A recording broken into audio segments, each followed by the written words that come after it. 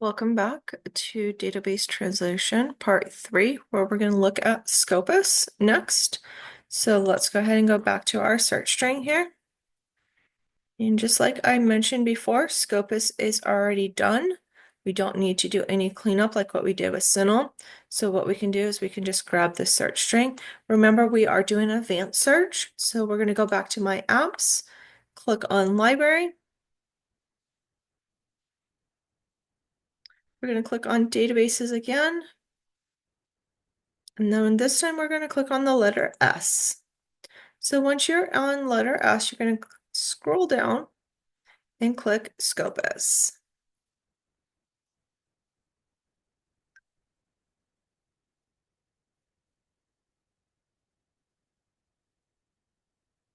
Once you're in Scopus, you want to make sure you're on this section where it says Start Exploring, and it says the tab with Documents. Underneath the search box here, you'll want to click on Advanced Search Document. Right here it says Enter Q string. This is where you can paste your search string in, and then you can hit Search.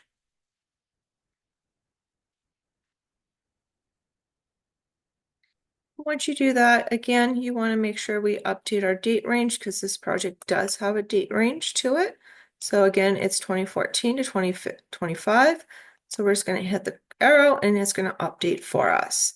So this search does give us quite a few results. So the same thing, we're going to go back to our search string here. And I am just going to go up here. I'm going to grab these 3 lines and I am going to paste them right below. So our search results were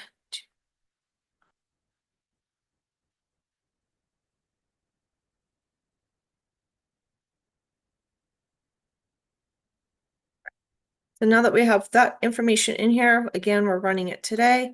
We're pulling our articles today, so we can leave that date in there. And then we already have our date limiter. So now that we have our articles here, what you are going to do is right here, it says export.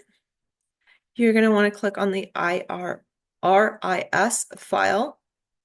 And then once it comes to this box, right now, it's only going to export the 10 because it's defaulted to documents on this page.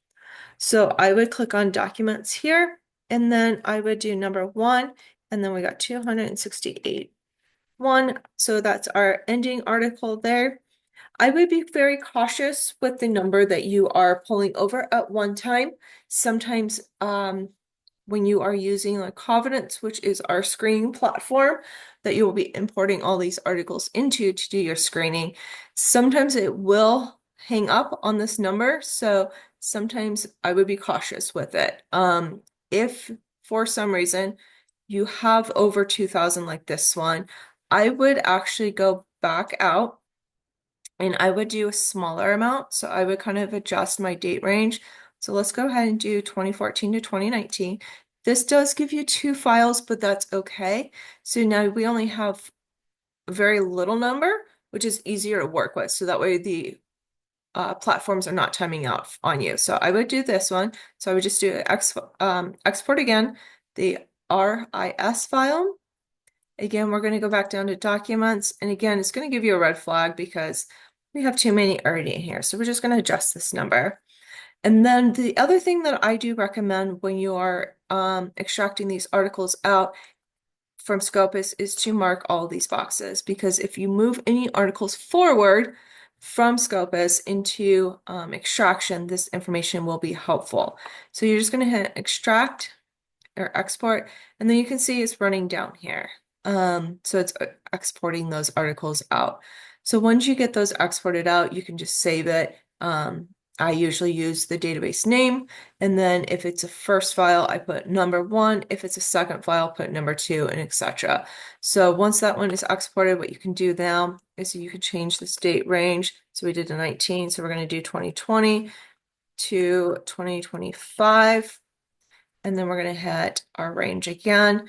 And now we have another smaller amount to export. So again, we're going to just go to export RIS file, and then we're going to do our documents again. This time we have 1652. So we want to make sure we put 16.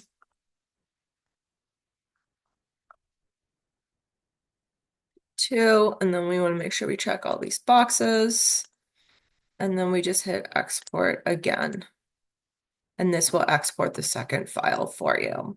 So that is how to take your translated search string from Polyglot and get it into Scopus.